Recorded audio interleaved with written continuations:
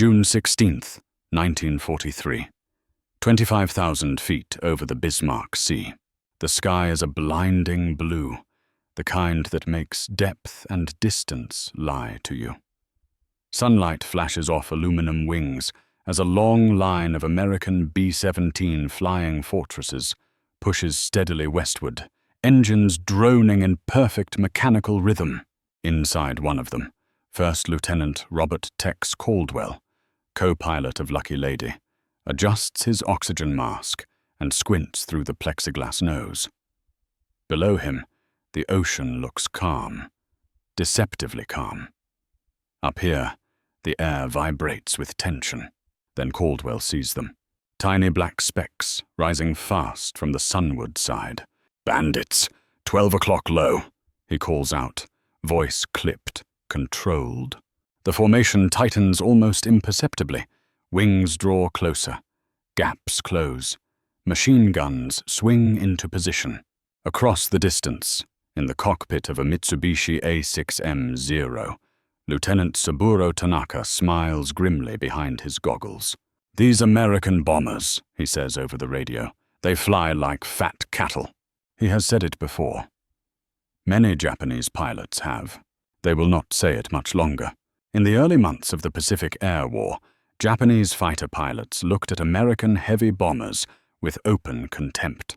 The B-17, B-24, and later the B-25 were big, slow, and, at first glance, clumsy.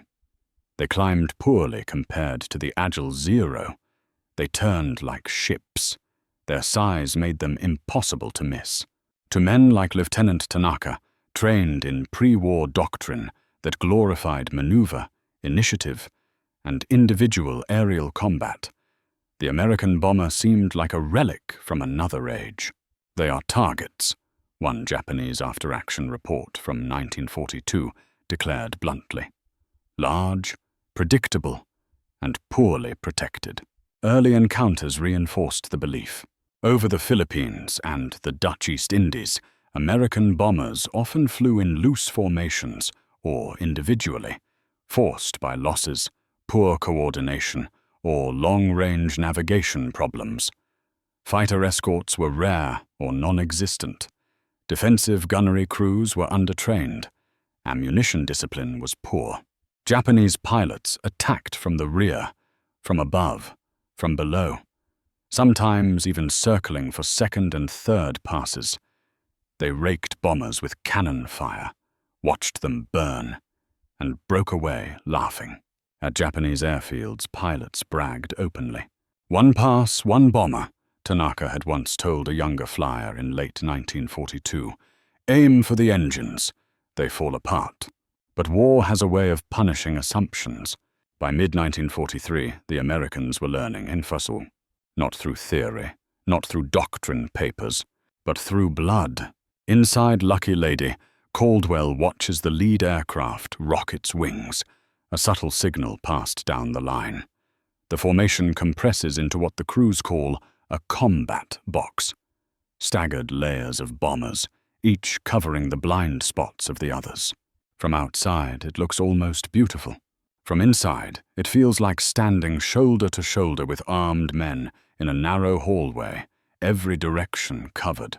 Caldwell's pilot, Captain James Rourke, doesn't look back. His eyes stay locked forward.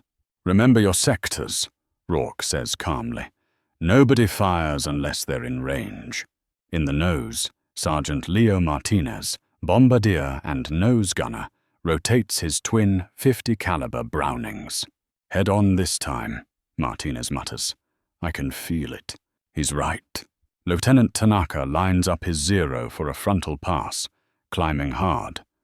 The Americans are flying straight into the sun. Classic arrogance, he thinks. He has practiced this attack dozens of times. Close fast. Fire once. Break away before the gunners can react. At 600 meters, he squeezes the trigger. Tracer rounds streak forward. And suddenly, the sky explodes. From the lead bomber alone, 4 heavy machine guns open up. Then 6 more. Then dozens. Not just from the front aircraft, but from those behind it, above it, below it. The formation is alive. Tanaka jerks his stick violently. His canopy fills with bright red tracers coming straight at him, not chasing, but waiting. The Americans are not reacting late. They are ready. He flashes through the fire at terrifying speed.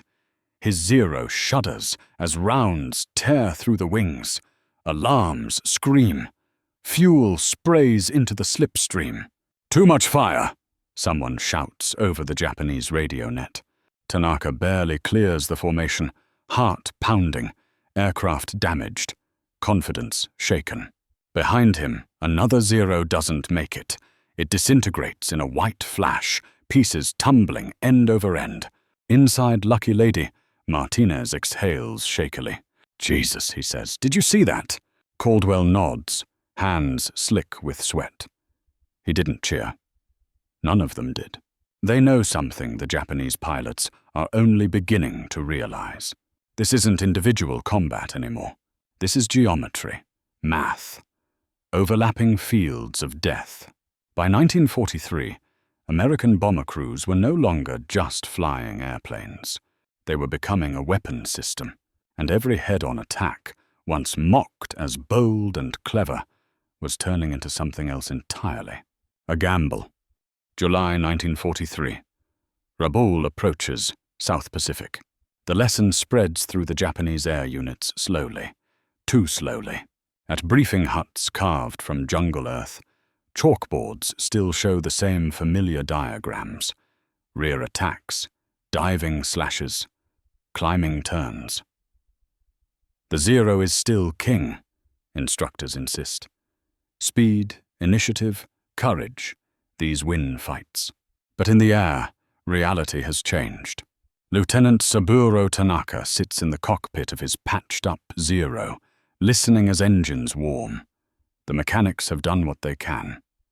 Holes are patched with riveted aluminum, control cables adjusted by hand, fuel tanks sealed with lacquer. He flexes his gloved fingers. Across the airfield, pilots joke as they always have. Some still scoff at the Americans. "Big formations," one says. "They can't dodge." Tanaka doesn't reply. He has seen what happens when you fly straight into a wall of guns. At 26,000 feet, the American bombers arrive like a moving city. This time, it is B-24 Liberators, long-winged and fast, their formation even tighter than the B-17s Tanaka remembers. They fly in layered boxes, high, low, left, right, each aircraft positioned so that its blind spots are covered by another's guns. From above, it resembles a honeycomb. Inside one Liberator, Staff Sergeant Harold Hank O'Neill, top turret gunner, rotates slowly, scanning. His hands rest lightly on the grips.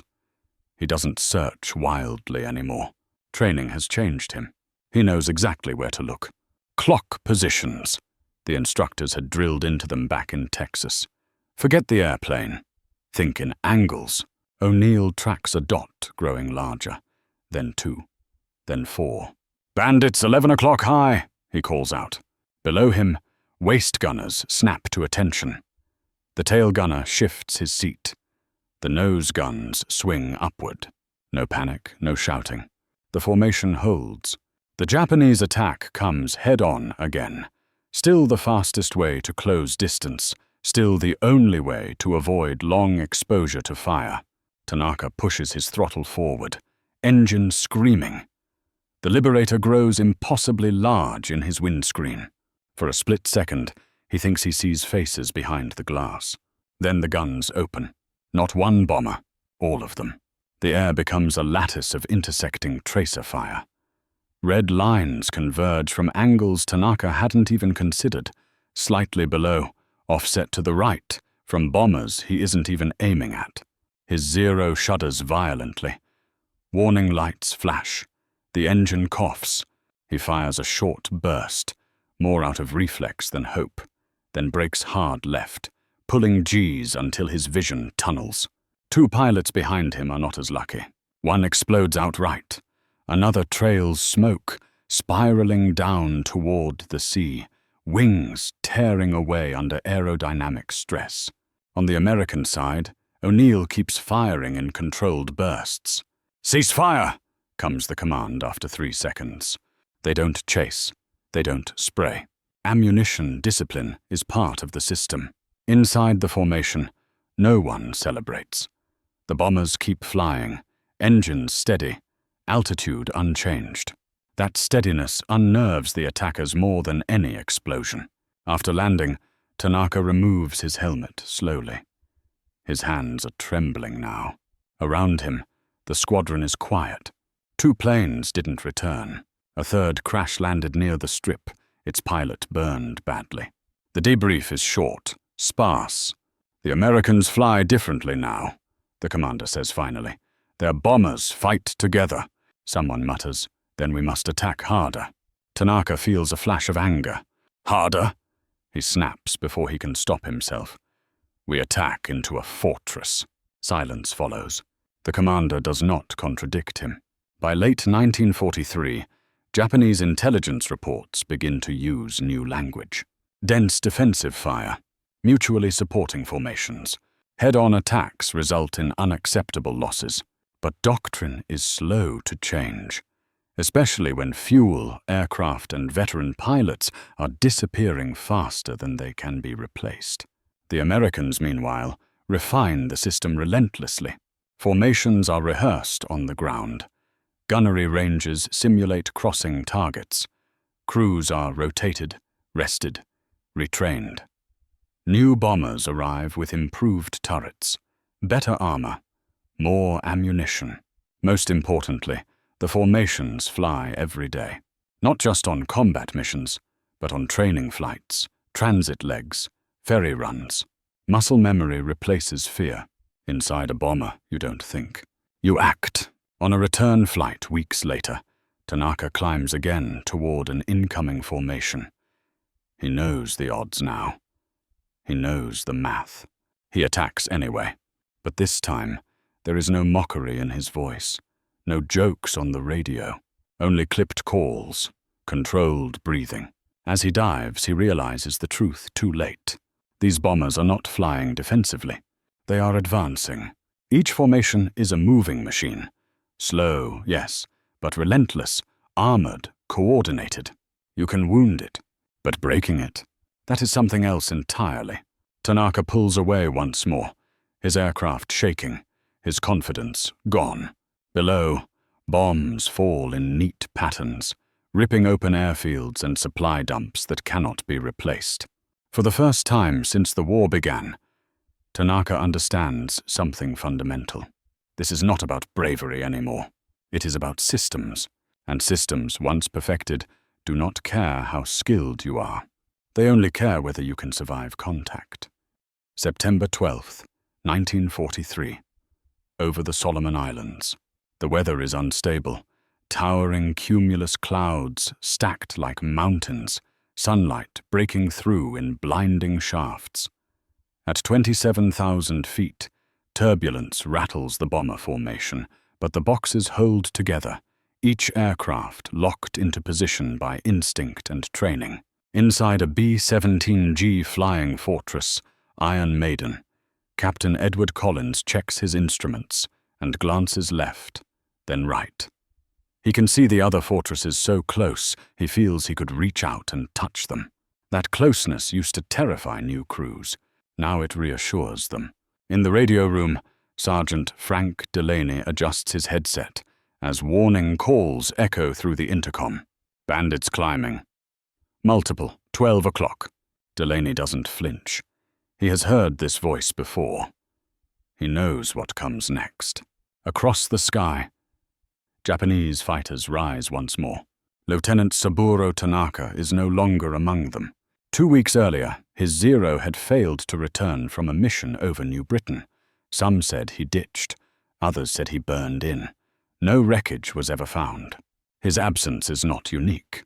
By late 1943, the experienced core of Japan's pre-war naval aviators is thinning at an alarming rate.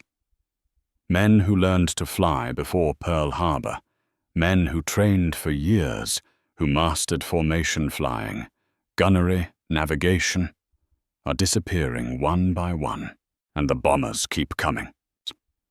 Among the attackers today is Petty Officer 2nd Class Hiroshi Nakamura, 21 years old, barely out of training. His hands are slick with sweat as he grips the controls of his Zero. He has been told the stories, how veterans once shredded American bombers, how courage and aggression could overcome any defense. But he has also seen the casualty boards. He lines up for a head-on pass because that is what doctrine still demands. The Americans are flying straight and level. The temptation is impossible to ignore. At 800 meters, Nakamura opens fire. At 600 meters, the bombers answer. From Collins's cockpit, the sky fills with converging tracer fire. The formation is no longer reacting. It is anticipating. Gunners lead targets precisely, firing not where the fighter is, but where it must be. Nakamura's Zero shudders as rounds punch through the fuselage.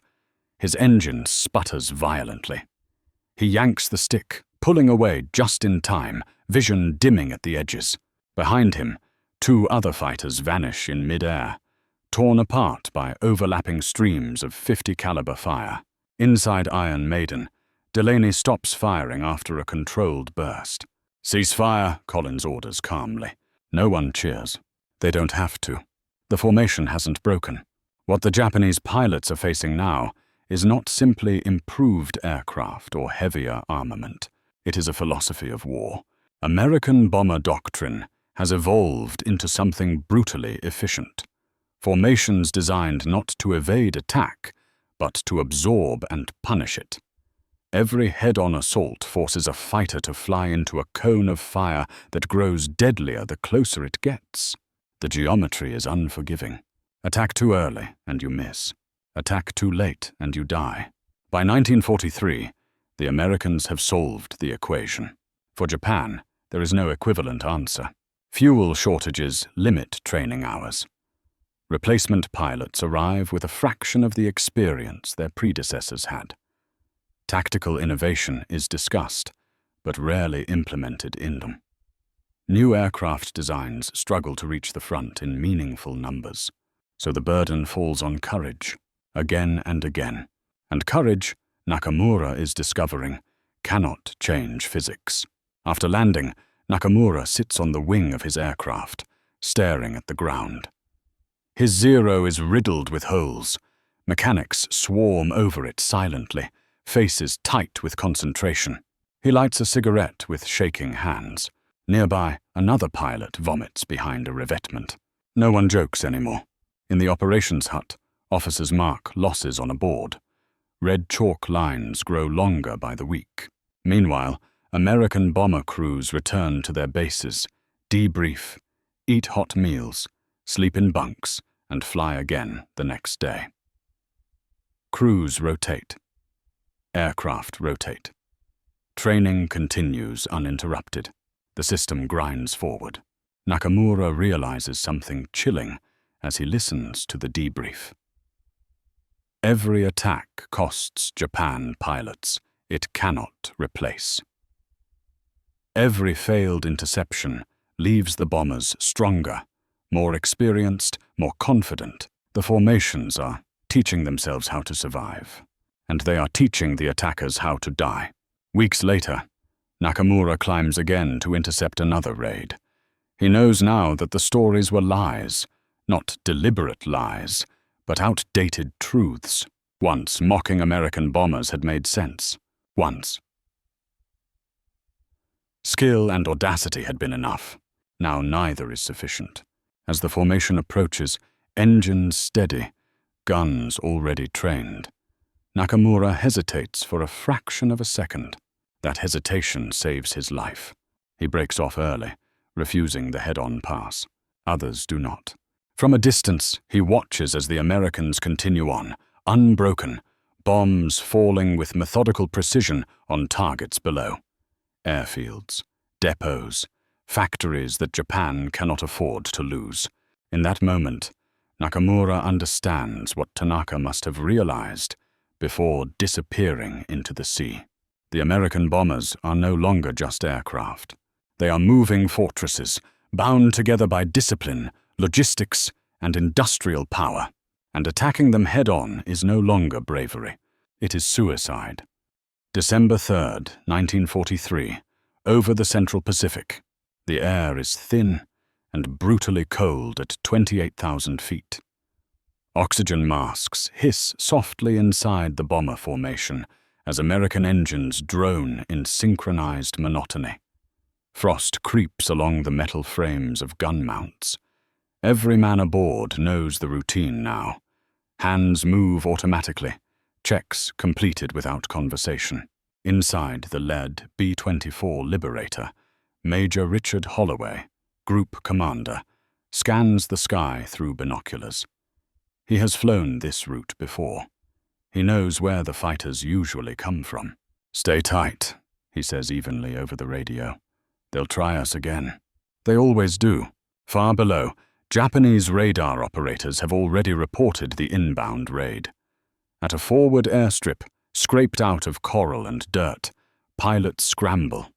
Aircraft roar down the runway, climbing hard, engines pushed to their limits. Among them is Petty Officer Hiroshi Nakamura. He has flown 12 interceptions now. He has lost friends on 9 of them. As he climbs, he feels a strange detachment. The fear that once clawed at his chest has dulled into something heavier. Resignation. He knows what waits above him. The Americans appear first as glints of light, then as a solid wall of aircraft. They are not scattered. They are not searching. They are advancing. Nakamura's radio crackles with fragmented orders. Attack instructions contradict one another. Some officers urge simultaneous head-on attacks. Others suggest flanking approaches. Fuel limitations make prolonged maneuvering impossible. In the end, habit wins. "Head on," a voice orders. "All units, charge." Nakamura closes his eyes for half a second, then pushes forward. Inside Holloway's Liberator, the warning comes early. Multiple bandits, 12 o'clock high, looks like another frontal. Holloway doesn't raise his voice. "All gunners, hold fire until they're in." Across the formation, turrets rotate in unison. The bombers do not turn away. They do not scatter. They accept the attack. At 900 meters, Nakamura can see the bombers clearly. Rows of glass noses, dark gun barrels protruding like quills. He fires first, his cannons flashing briefly. At 700 meters, the formation answers. The effect is instantaneous and overwhelming. From Nakamura's perspective, the sky fills with intersecting lines of tracer fire, horizontal, vertical, diagonal, coming not from one aircraft, but from dozens. The fire does not chase him. It meets him. His Zero convulses as rounds strike the wings and fuselage. The canopy cracks. Warning lights flare. He jerks the stick violently, breaking away just in time. Engine screaming in protest. 2 fighters beside him do not escape. One explodes outright, a brief flash followed by debris. The other shears apart under the stress of evasive maneuvering, wings folding as if made of paper. Inside the American formation, the gunners stop firing almost as one. Ammunition is conserved. Barrels cool. Eyes scan for the next threat. The bombers keep moving. After landing, Nakamura staggers from his cockpit, legs unsteady. Mechanics rush forward, staring at the damage in silence. The Zero looks like it has been clawed by something enormous. In the briefing hut, the mood is grim. Losses are read aloud. Too many names. Too few survivors. An older officer speaks quietly, almost to himself. "We are feeding them our pilots." No one argues. By the end of 1943, Japanese command can no longer ignore the truth. Reports from every theater repeat the same conclusion.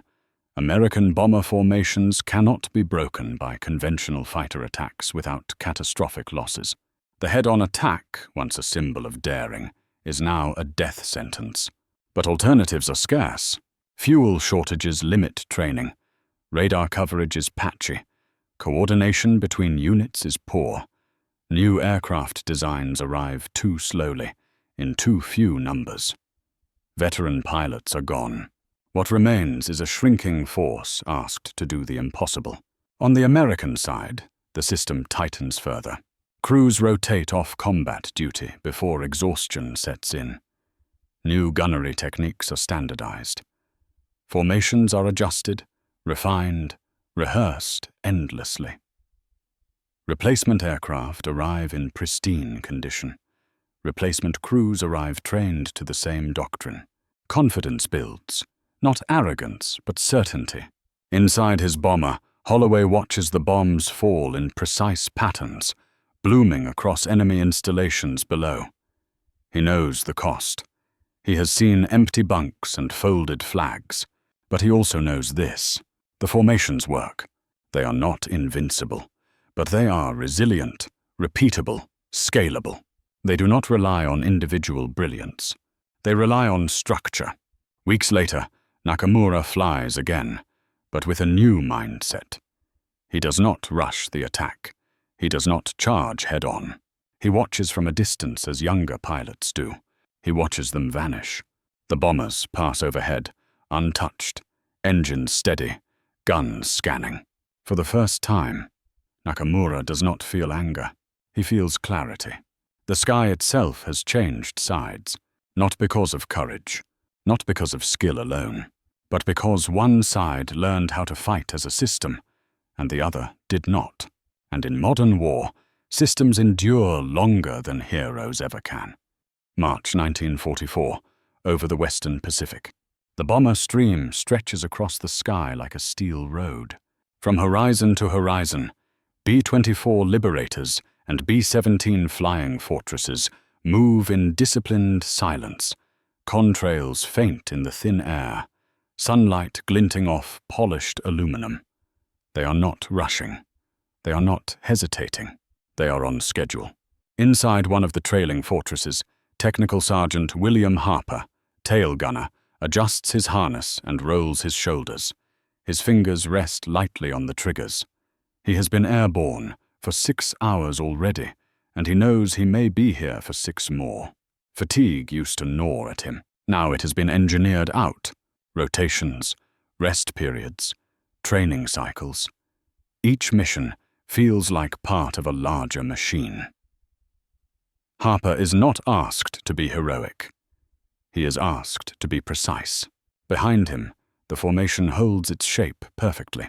Below, at a battered Japanese airfield, Petty Officer Hiroshi Nakamura listens to the briefing in silence. The maps are worn. The chalk is nearly gone. The fuel allotment is barely enough for 1 climb and 1 attack. The officer at the front clears his throat. New guidance, he says carefully. Avoid prolonged engagement. Attack only if opportunity presents itself. The room is quiet. Everyone knows what that means. Do not die needlessly. It is not a plan, it is an admission. Nakamura straps into his Zero with a heavy heart. The aircraft is older now, patched repeatedly, slower than it once was. He has learned to listen to every vibration, every change in engine note. As he climbs, he spots the bombers early. Too early. They are already in position. In the American formation, Harper tracks movement far ahead. Bandits forming, but they're not committing, he reports. The words feel strange. For months, Japanese fighters had attacked relentlessly, charging head-on, pressing through fire. Now they hesitate. Harper swings his guns anyway, tracking empty sky. He feels something close to pity, but it passes quickly. Below, Nakamura watches the formation from a distance. He sees the overlapping arcs of defensive fire even without tracers. He sees how each bomber shields the next. There is no gap. To attack would be pointless. He turns away. Around him, other pilots make the same choice. For the first time since the war began, Japanese fighters are yielding the sky without a fight. Not because they lack courage, but because courage no longer buys anything. The bombers pass overhead untouched. Back at base, the silence is unbearable. No cheers, no arguments, just men sitting on crates, staring at the ground. An older pilot finally speaks. "We used to laugh at them," he says quietly. "Do you remember?" Nakamura nods. "We thought they were slow," the pilot continues. "We thought bravery could close any distance." He shakes his head. "We were wrong. The truth is harsher than anyone wants to admit. Japan did not lose the air war because its pilots lacked skill. Early in the conflict, they were among the best in the world. They flew with intuition, aggression, and extraordinary control. But skill requires time. Time to train, time to rest, time to learn from mistakes. The Americans had all three. By 1944, American bomber formations had become self-teaching organisms. Each mission refined spacing.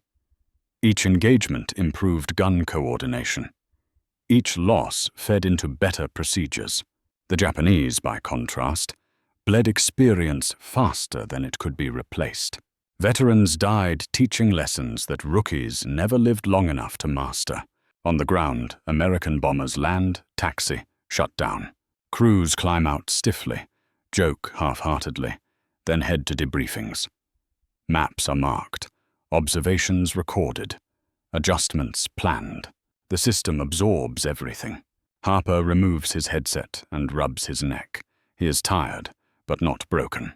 Tomorrow, another crew will fly. Or he will. It hardly matters. That is the point. Weeks later, Nakamura sits alone in the fading light, writing a letter he may never send. He searches for words that make sense of what he has seen. He does not write about fear. He writes about inevitability, about how the Americans learned to make individual courage irrelevant on both sides, how their bombers no longer needed heroes, only coordination, how attacking them head-on had once seemed noble, until it became mathematically impossible. He sets the pencil down. Above him, the distant sound of engines passes overhead once more. He does not look up. He already knows what he will see. The sky belongs to the formations now. July 1944. Over the Marianas. The bomber stream arrives exactly on time. From the deck of the Pacific, they appear first as faint silver glimmers, then as a solid mass, rows of B-29 superfortresses climbing steadily toward operational altitude. Their engines sound different from the older bombers, deeper, smoother, relentless. The formations are wider now, higher, harder to reach. This is not an experiment anymore. This is a finished system. Inside Kansas Queen, Major Thomas Ellery, aircraft commander, checks the clock and nods slightly. Everything is where it should be. Fuel burn, altitude, spacing. Around him, the crew works with practiced economy. No one rushes. No one raises their voice. They have crossed a threshold where fear no longer sharpens performance. It only gets in the way. Below, at a hastily repaired Japanese airfield, Hiroshi Nakamura watches the contrails form high above him. He has been reassigned twice since March. Units dissolve faster than they can be renamed. Aircraft sit grounded for lack of parts. Fuel is rationed so tightly that some pilots are ordered to warm engines but not take off, just to appear ready. Today, Nakamura is allowed airborne. The climb feels endless. The B-29s are far higher than the bombers he once mocked. His zero strains upward, engine screaming, air thinning. As he ascends, he sees the truth laid bare. The formations are no longer tight boxes alone. They are layered, flexible, overlapping in altitude bands. Even if he could reach them, even if he could fire, there would be no safe angle. The guns are everywhere. Inside Kansas Queen, Staff Sergeant Robert Klein, radar operator, watches blips move hesitantly on his scope. They're probing, he reports, but they're not committing. Ellery nods. They won't. The bombers continue unchallenged. Below, Nakamura throttles back. His aircraft cannot climb higher without losing speed. To attack now would be to stall into gunfire. He turns away. No radio order tells him to do so. Experience does. This is how the air war ends, not with a final decisive battle, but with absence. Absence of interceptors, absence of resistance, absence of hope that bravery can still shift the outcome. American bombers now fly routes measured in schedules, not risk. Their formations are predictable because predictability no longer endangers them. They do not maneuver to survive. They survive because they are organized.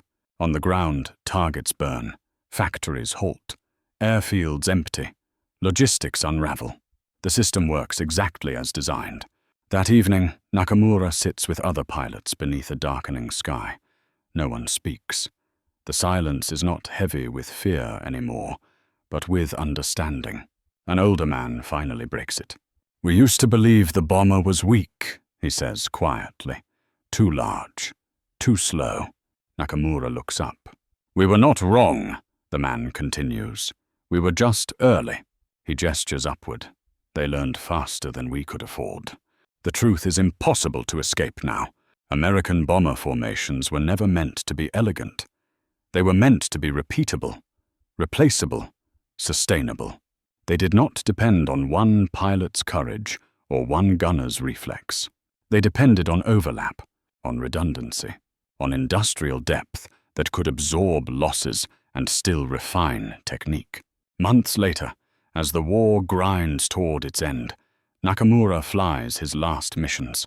Sometimes he climbs, sometimes he turns back early. Sometimes he never sees the bombers at all. But the sky no longer feels open. It feels occupied.